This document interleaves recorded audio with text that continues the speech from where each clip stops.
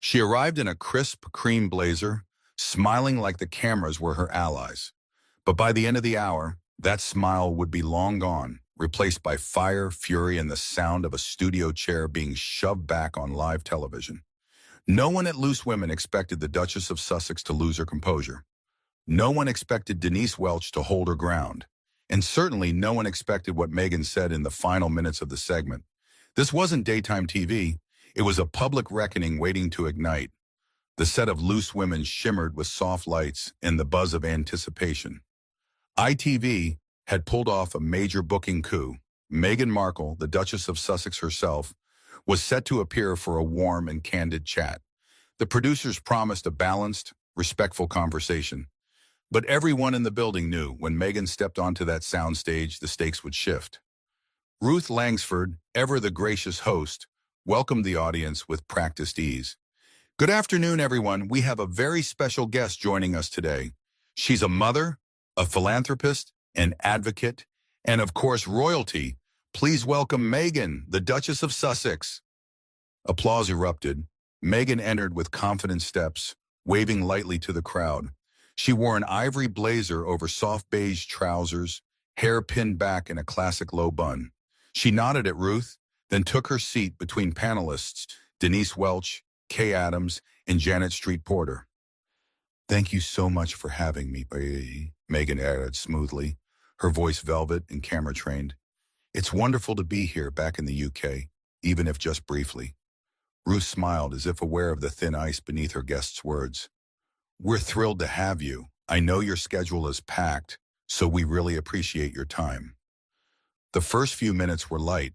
Meghan discussed her children's book, her foundation's latest campaign for girls' education, and the importance of kindness in media narratives. She spoke in polished sentences, pivoting effortlessly from topic to topic. The audience listened, intrigued if not yet stirred. Then Ruth, with a barely perceptible shift in tone, gestured to the panel. "Let's open up the conversation a bit. Denise, I believe you had a question?" Denise Welch sat forward, professional and composed. "Yes, thank you, Ruth. Meghan, you've spoken in many interviews about how difficult your time was within the royal family, and I believe those struggles. But some viewers might wonder, when it comes to difficult situations, such as your time on Suits or certain high-profile friendships ending, does there ever come a time when you consider maybe the environment wasn't always the problem?" A polite version of the question everyone was too scared to ask. Meghan's eyes didn't blink. "Denise," she began with a saccharine edge, "I came here to talk about my current work, not to relive old narratives. I think I've already addressed that, quite publicly, in fact." Denise gave a soft nod. "Of course, but I do think people are interested in understanding how those experiences shaped your journey. Not just what happened, but your perspective on it all now." "Perspective," Meghan echoed, her jaw tightening ever so slightly. "That's an interesting word coming from you." Denise didn't flinch. There was a brief pause. Janet shifted in her chair. Kay glanced sideways at Ruth. "Well," Ruth cut in, smiling nervously, "why don't we talk about your podcast, Meghan? You've featured some incredible women, Mariah Carey, Serena Williams." But Meghan had pivoted back. "You know, Denise," she said, "you've made quite a career of critiquing women in the public eye. It must be nice sitting there and judging others from a comfortable chair." Denise blinked. "I'm not judging, Meghan. I'm asking questions." "And I'm answering," Meghan snapped back. "Just maybe not the way you expected." The audience shifted in their seats. Kay attempted to mediate. "Perhaps we can touch on something a little lighter. How has returning to the UK felt this time?" Meghan smiled tightly. "Well, it's not like I was rolling out a welcome mat, but it's fine. I'm used to walking into rooms where I'm not entirely wanted." The studio grew still. Ruth looked down at her cue cards. "Let's talk about Harry," Janet said, clearly trying to bring the conversation somewhere human. "How is he doing? Does he miss home?" Meghan turned her head slowly. "Harry's doing just fine, thank you. He has a real family now, one that sees him." The temperature dropped several degrees. Denise interjected gently. "Do you miss him being close with his brother?" Meghan gave a dry chuckle. "You seem very invested in my husband's private life. Maybe ask him next time. That's fair, Denise said calmly. But some of our viewers do wonder if reconciliation is ever something on the horizon. I'm not here to stage a family reunion, Meghan replied, her tone sharp. I'm here because your producers begged my team for months. Kay cleared her throat. Janet shifted again. Ruth forced a smile. We're very glad you're here, Meghan. Let's move on to something I know you're passionate about, your mental health initiatives. But the spark had already ignited. Meghan crossed her legs, leaned back in her chair like royalty bored of court, and muttered, let's just see how far we get before the next interrogation. The segment ended with an awkward cut to commercial. Behind the scenes, producers scrambled. Meghan pulled out her phone, and Denise, she simply adjusted her mic and waited, because she wasn't finished yet. The air in the Loose Women's studio had taken on a charge. After Meghan's icy remarks and passive-aggressive deflection, most of the panel remained quiet, uncertain whether to push forward or let the Duchess unravel on her own. But Denise Welch was never one to shy away. She cleared her throat gently, her voice calm but firm. Meghan, I just want to understand something. You've spoken about privacy many times, but at the same time, you've done documentaries, interviews, and written books. Some people feel there's a contradiction there. How would you respond to that? Meghan tilted her head slightly, a smirk playing on her lips. Ah, the classic, you said you wanted privacy but you're on Netflix argument, she said, her voice drenched in condescension. Well, Denise, wanting privacy doesn't mean becoming invisible. It means controlling your narrative. Maybe that's a bit too complex for some people to grasp. The studio collectively gasped. Denise blinked, absorbing the jab without flinching. I think our viewers are more than capable of understanding nuance, she replied gently. But surely you can understand how it appears when someone says they want space, then releases a 6-part documentary. Meghan scoffed. Are we seriously still doing this? It's giving Tuan, Denise. Maybe read a new tabloid. Ruth Langsford shifted awkwardly in her seat, trying to redirect. Perhaps we can move on to your children, Meghan. How are Archie and Lilibet adjusting to life outside the royal spotlight? But Meghan wasn't letting go. No, Ruth, I think we should stick with Denise's tabloid obsession, she said, her tone growing more mocking. Maybe she's hoping this will make it into the headlines tomorrow. Denise let out a quiet breath, trying to stay grounded. I'm not looking for headlines, I'm looking for honesty. That's what our audience values. Meghan leaned forward, resting her elbow dramatically on the table. Honesty is subjective. Or didn't they teach you that in journalism school? If you went to one. The room fell silent. Kay Adams exchanged a worried glance with Janet Street Porter, who simply raised an eyebrow as if thinking, oh no. She didn't. Still calm, Denise tried again. Let's talk about Prince Harry then. There have been reports that things between you two have changed. That he's been seen more in the UK lately, without you. Is everything all right between you two? Meghan's smile froze. She looked directly at Denise, her voice dropping to an icy whisper. That's none of your business. Denise nodded respectfully. Of course I understand. But you have shared so much publicly before. People are curious, and you've made your relationship a central part of your narrative. Meghan crossed her arms tightly. Well, maybe I've learned my lesson. Just because I opened a window doesn't mean I gave you permission to break down the door.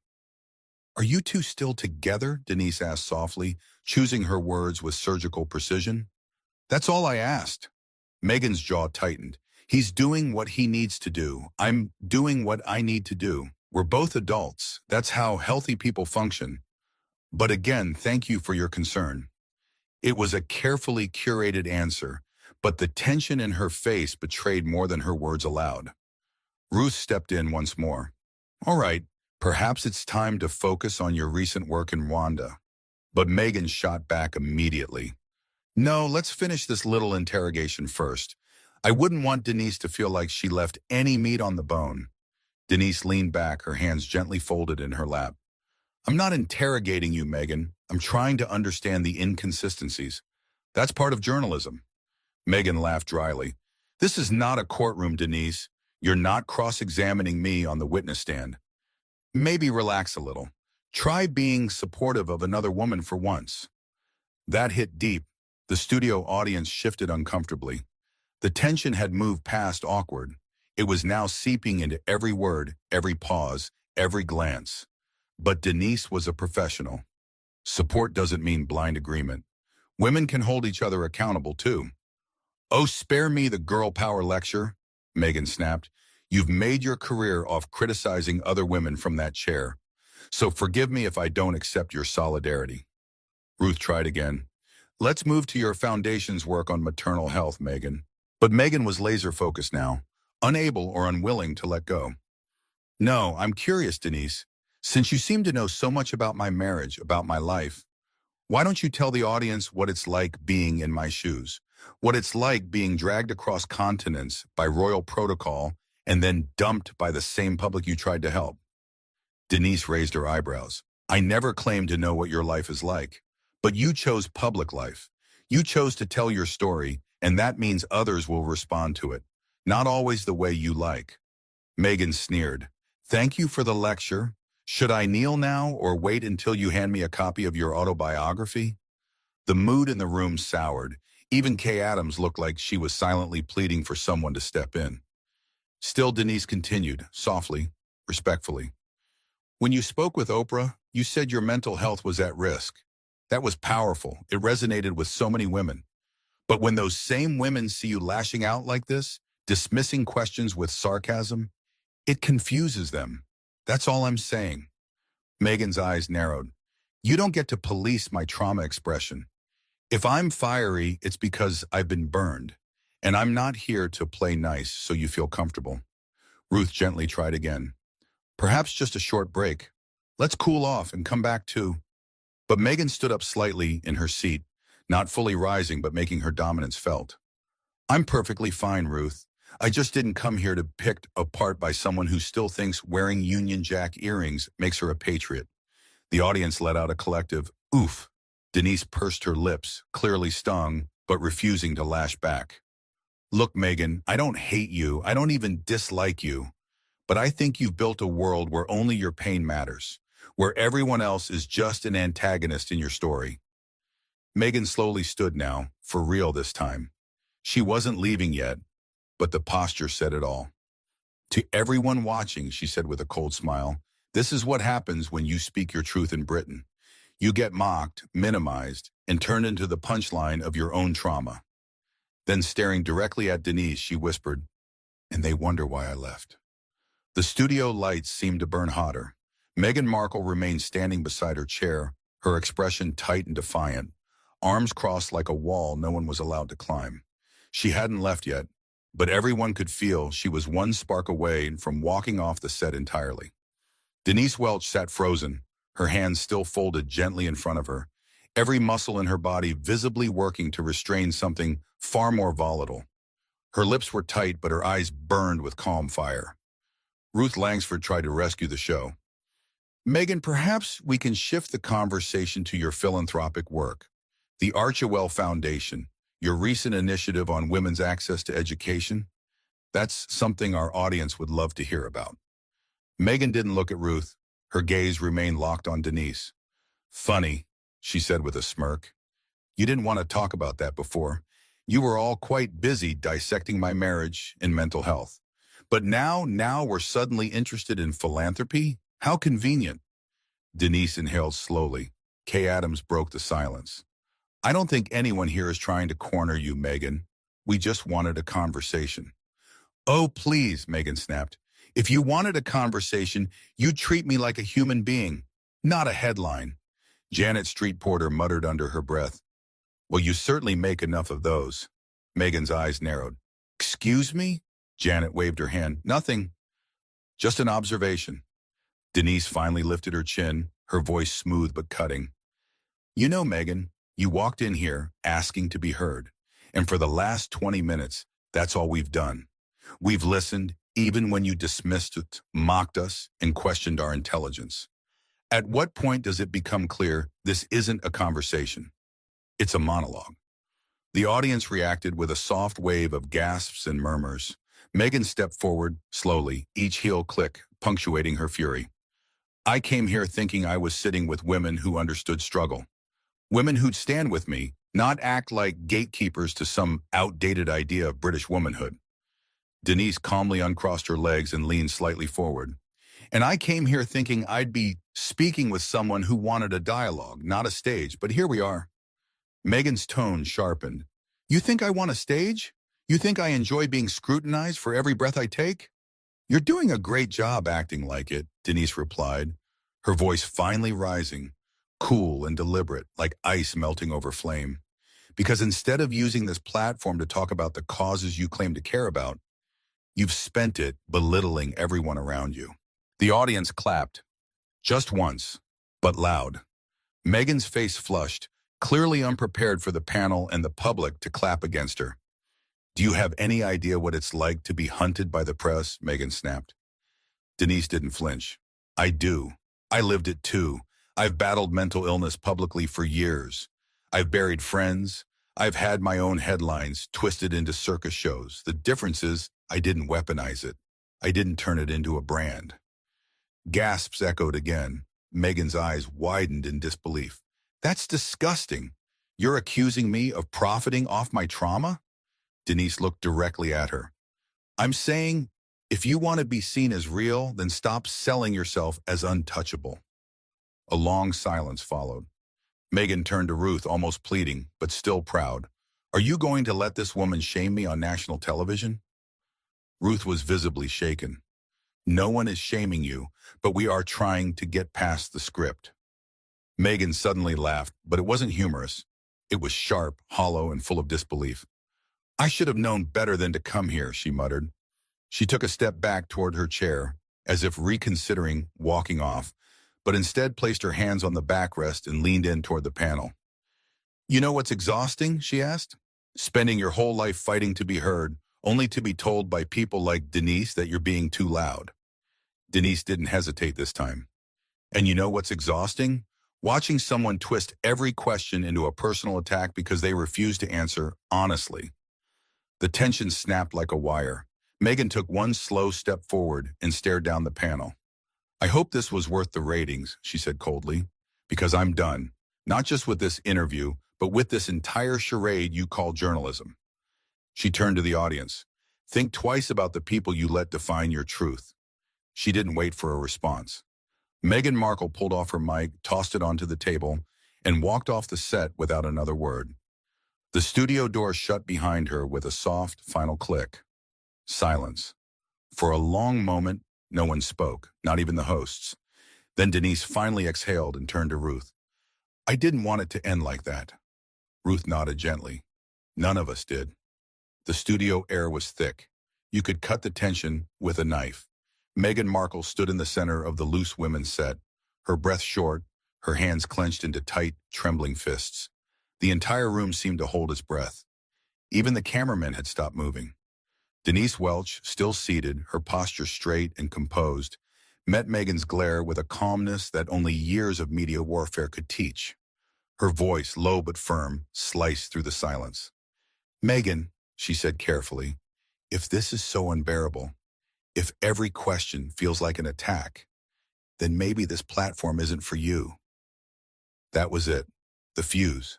Meghan's eyes flared. So now you're telling me to leave? Really? Is this what journalism is now? Pushing people until they break just to get a viral clip? Denise stood slowly, her palms open. No, I'm telling you that if you're not willing to have an honest conversation without turning every question into an insult, then maybe this discussion has run its course. Ruth Langsford's voice came through weakly. Perhaps we should just take a breath and... No, Meghan cut in, eyes wide and voice sharp. She's been attacking me from the start, playing innocent while throwing daggers. You act like I'm paranoid, like I can't handle questions, but what you're doing is gaslighting. Denise didn't flinch. What I'm doing is holding you to the same standard every public figure is held to. I'm not calling you names. I'm not shouting. I'm not storming off. Meghan laughed, harsh, humorless. Oh, please, don't pretend to be the victim here, Denise. You're the one who ambushed me. You're the one who turned this into a cross-examination. I came here to talk about my work, my causes, and instead I get put on trial. Denise tilted her head almost sympathetically. Then maybe you should have made that clear before coming onto a panel show. We ask questions here. It's what we do. I've done dozens of interviews, Meghan snapped, and no one has ever treated me with this level of condescension. You don't want answers. You want headlines. You want another angry Meghan moment to fuel your toxic media cycle. Denise inhaled sharply, then said what nobody expected. Then leave, Meghan. If you believe you're being mistreated, if you truly think you're being abused here, then go. The words landed like a slap. Meghan stared at her, stunned. Excuse me? You heard me, Denise said, arms crossed now. You're not a prisoner. You're free to go. I would never ask a guest to stay in an environment they claim is harming them. Meghan blinked hard. She wasn't used to being told to leave, to be dismissed. I don't need your permission to leave, Denise, she hissed, reaching for her microphone clip. I'm done being your punching bag. I don't need to justify myself to a daytime talk show panel. Ruth tried again, desperate. Meghan, please, let's de-escalate. No, Ruth, Meghan snapped, her voice echoing through the stunned studio. You let her sit there and tear me apart. You let this happen. You let it become a circus. She turned to Denise. And you're not a journalist. You're a glorified gossip columnist with a camera. I hope you enjoy the ratings. Denise didn't respond. She didn't need to. Meghan ripped off the mic, dropped it on the couch, and turned for the exit. Security had begun moving discreetly toward the stage, not to escort her, but to ensure nothing got worse. But just before she stepped off the stage, Meghan turned one last time. Let the world see this. Let them see what happens when a woman refuses to be silenced. You can spin it any way you want, but this is exactly why I left the royal family. Because people like you think silence is grace and truth is arrogance. Denise responded coolly, and people like you think every disagreement is persecution. Goodbye, Meghan. The studio door swung shut behind her. Ruth stood in place, visibly shaken. Janet looked like she'd seen a ghost. And Denise? Denise simply exhaled and sat down. After a moment of stunned silence, Ruth cleared her throat. We'll be back after the break. The cameras faded to black. What just happened on Loose Women will go down as one of the most explosive daytime moments in British television history. A royal guest storming off. A panelist refusing to back down. And viewers everywhere asking the same question. Who was really in the right? Was Denise Welch pushing too hard? Or was Meghan Markle unwilling to be challenged? Let us know what you think in the comments. And if you want more bold stories like this, celebrity confrontations, raw moments, and real talk, make sure to subscribe and turn on notifications. Because on this channel, we don't do scripted fluff. We show you the drama they tried to edit out.